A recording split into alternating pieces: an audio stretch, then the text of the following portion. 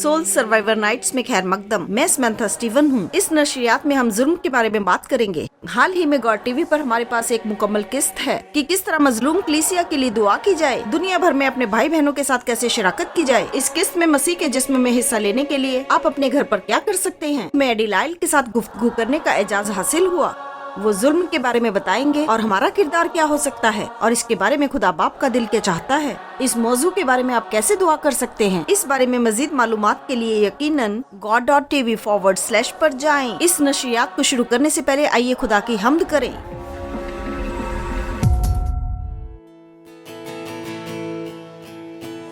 At your name, the mountains shake and crumble. At your name, the oceans roar and tumble. At your name, angels will bow, the earth will rejoice, your people cry out.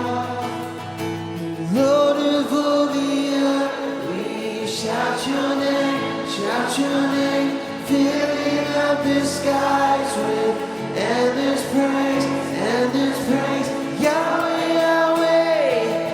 We love to shout your name, oh Lord.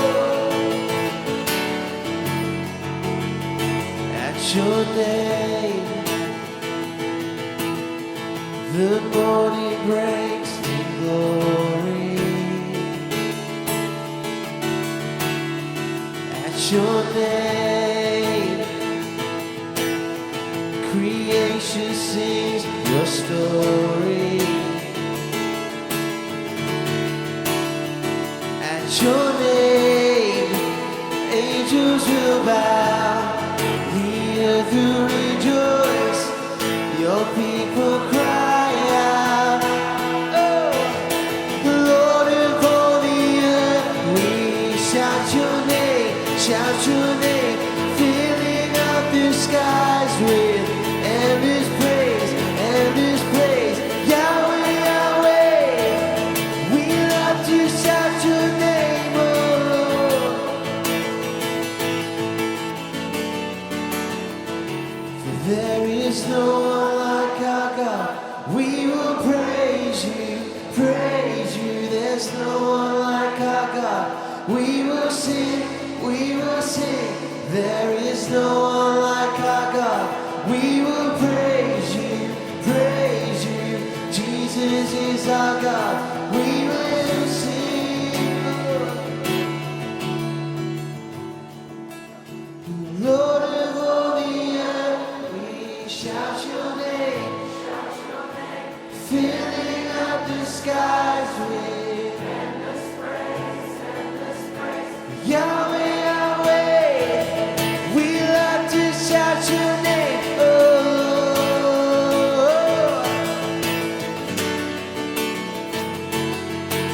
Lord of all the earth. We shout your name, filling up the skies with endless praise, Yahweh, Yahweh. We love to shout your name, oh Lord.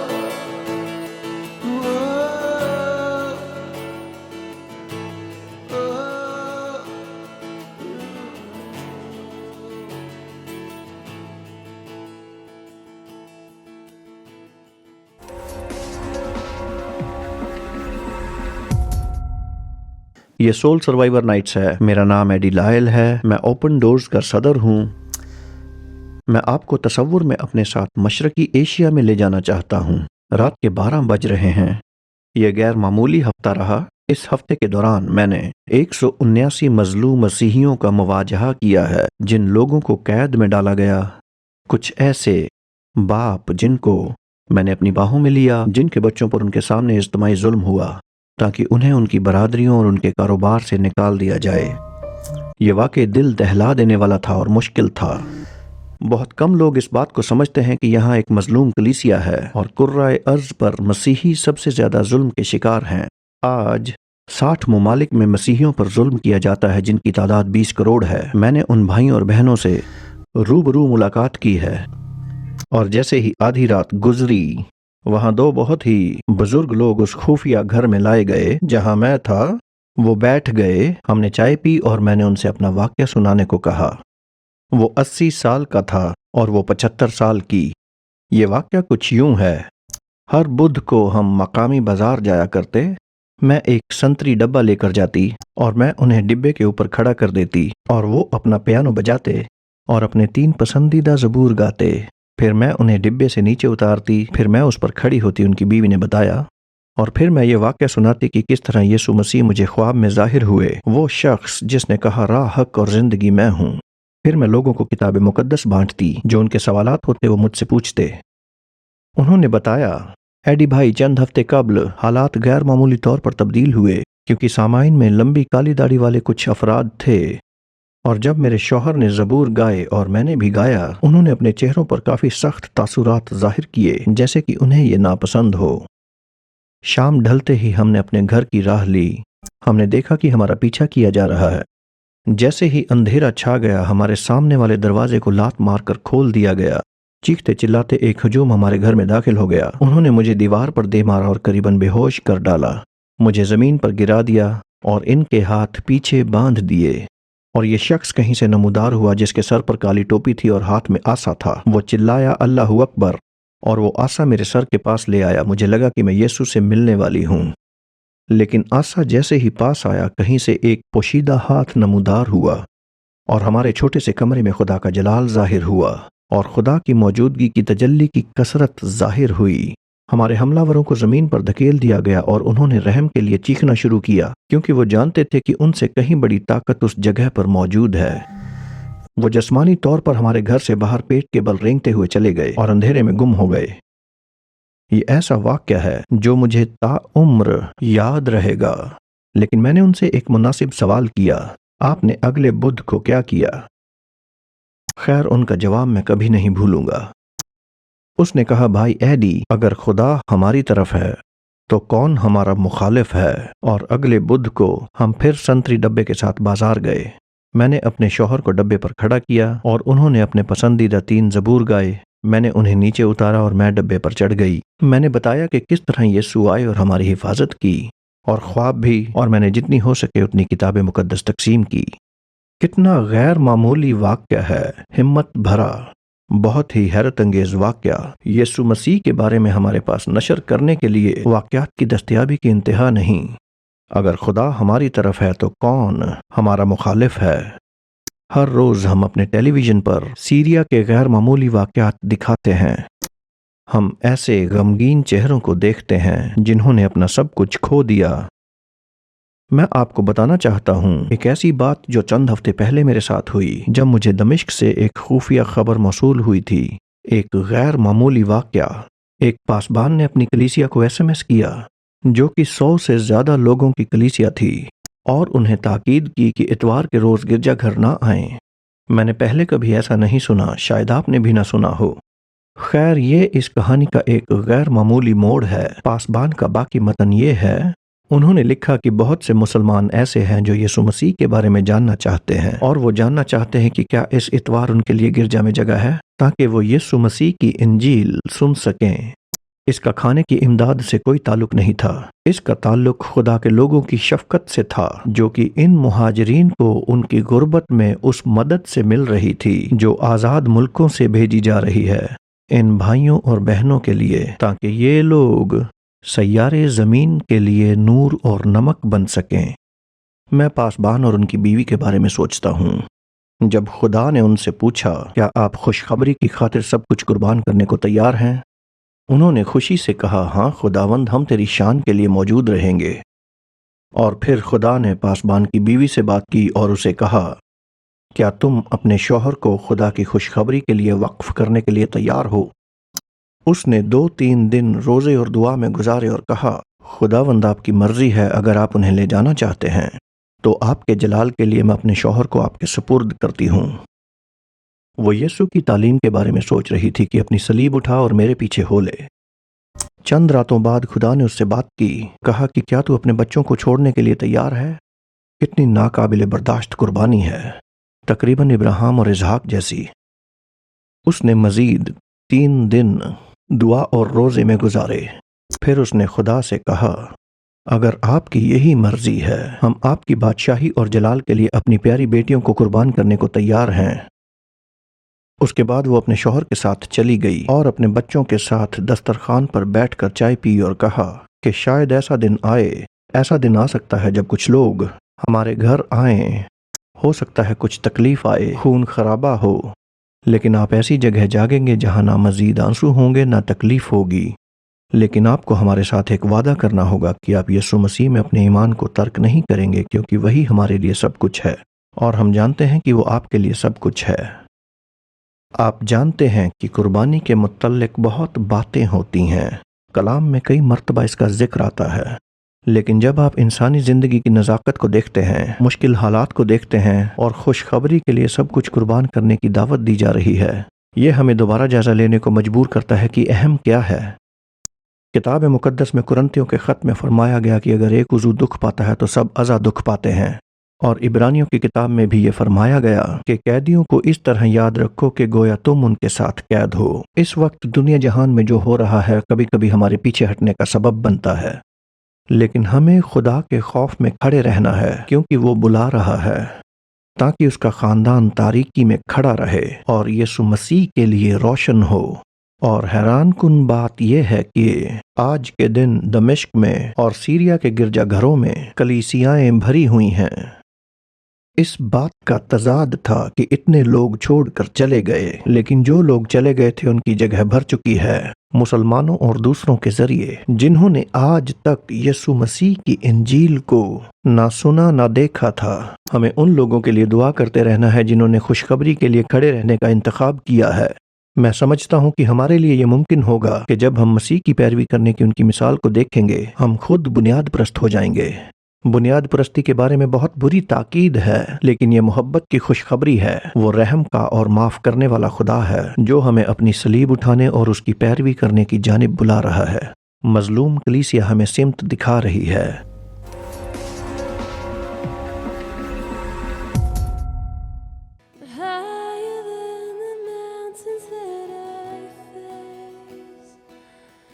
Stronger than the power of the grave, constant through the trial and the change. One thing remains, one thing remains. You are higher, higher than the mountains that I face.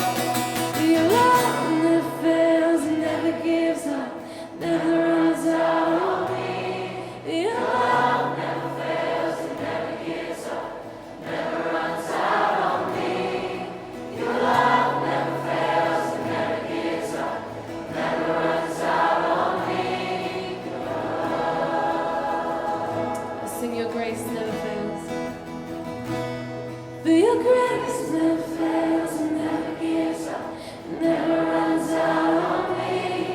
Your grace never fails and never gives up, never runs out on me.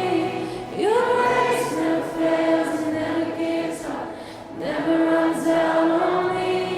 Your grace, Jesus. Your love never fails and never gives up, never runs out on me. Your love never fails and never gives up, never runs out on me. Your love never fails and never gives up, never runs out on me.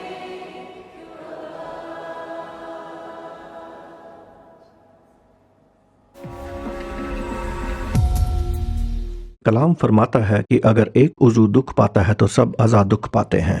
یہ بہت گہرا اشتعال انگیزی ہے جس کی ہمیں ضرورت ہے تاکہ روح القدس ہمیں اپنے مظلوم بھائیوں اور بہنوں کے لیے رحم سے بھر جانے کے لیے مدد کرے، اور ان کے لیے بھی جو ان پر ظلم کرتے ہیں۔ میں آپ کو ایک انقلابی دعا مانگنے کے لیے مدعو کرنا چاہتا ہوں، ایسی دعا جس کا تعلق آپ کے دل کی تبدیلی سے ہے، کہ جو چیزیں خدا کے دل کو توڑتی ہیں وہ آپ کو توڑ دیں گی اور میرے دل کو بھی توڑیں گی۔ اور ہم دعا کریں گے ان پاسبانوں، ان کی بیویوں اور خاندانوں کے لیے جنہوں نے رہنے کا انتخاب کیا، اور خوشخبری کے دوسرے خادمین جو واقعی ان مایوس کن حالات میں ہیں۔ ہم جانتے ہیں کہ خدا نے انہیں چھوڑا نہیں ہے اور اپنے پاک روح کے ذریعے غیر معمولی کام کر رہا ہے، لوگوں کو معجزات اور بصارت میں ظاہر کرنے کے۔ ہم جانتے ہیں کہ خدا معجزانہ طریقے سے ہماری دعاؤں کا جواب دیتا ہے۔ ہو سکے تو اپنا دہنا ہاتھ اپنے دل پر رکھ لیں جب میں آپ کو دعا کے لیے دعوت دوں اور آپ اس دعا میں میرے ساتھ شریک ہوں۔ آئے ہمارے آسمانی باپ، تیرا نام پاک مانا جائے۔ تو ایک عادل اور رحیم خدا ہے اور اپنی کلیسیا سے محبت رکھتا ہے۔ خداوند، ہم جانتے ہیں کہ ایک چڑیا بھی آسمان سے گرتی ہے تو اس سے پوری طرح واقف ہے۔ تو اپنے لوگوں اور اپنی کلیسیا سے کتنا پیار کرتا ہے۔ ہم آج رات ان مسیحیوں کے لیے دعا کرتے ہیں جو ایسی جگہوں پر ہیں، سیریا اور عراق، شمالی کوریا، پاکستان، افغانستان اور صومالیہ، جو یسوع کی خوشخبری کے لیے سب قربان کر رہے ہیں اور وہاں ٹھہرنے کا انتخاب کیا۔ ہم اس بدن کا حصہ ہونے کے لیے خدا کا شکریہ ادا کرتے ہیں تاکہ آپ ہمارے دلوں کو نرم کریں اور قوت دیں، تاکہ ہم ان کے لیے دعا میں وفادار رہیں، تاکہ ہم باشعور، سمجھدار اور فکر مند بنیں، تاکہ ہم اپنی جمہوری آزادی کا استعمال ان لوگوں کے لیے کریں جن کی کوئی آواز نہیں۔ اور ہم بڑھ چڑھ کر دعا کرتے ہیں ان اوقام کے لیے، برطانوی حکومت، آئرلینڈ، یورپ اور اس سے بھی آگے تک، کہ خداوند آپ اپنے لوگوں کو اپنے روح القدس کے ذریعے گھٹنوں کے بل دعا میں لائیں گے اور انہیں عمل میں قدموں پر کھڑا کریں گے، تاکہ وہ ان لوگوں کے لیے آواز بنے جن کی آواز نہیں ہے، دعا کی آواز اور وکالت کی آواز۔ خداوند ہمیں اپنے تعاون کا حصہ بننے کی ترغیب دیں، کتاب مقدس اور ملازمتیں فراہم کرنے کے لیے، ان کے لیے وکالت فراہم کرنے کے لیے جو عدالت میں ہیں، جو اپنا سب کچھ کھو چکے ہیں، جنہیں خوراک کی اور پناہ کی ضرورت ہے۔ سخاوت کے جذبے کے ساتھ برائے کرم ہمیں پورا کریں، بلکہ اپنی کلیسیا کے لیے ہمارے دلوں میں محبت پیدا کریں، وفادار رہنے میں مدد کریں اس عظیم چنوتی کے دور میں اور عظیم موقع کے دور میں۔ خداوند اپنی رحمت میں اس دعا کو سنیں۔ ہم سب یہ دعا کرتے ہیں ہمارے خداوند یسوع مسیح کے عظیم نام میں، آمین۔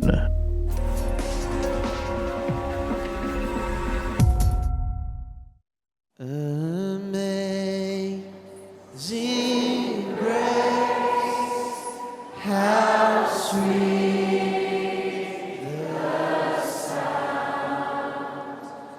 that saved a wretch like me. I once was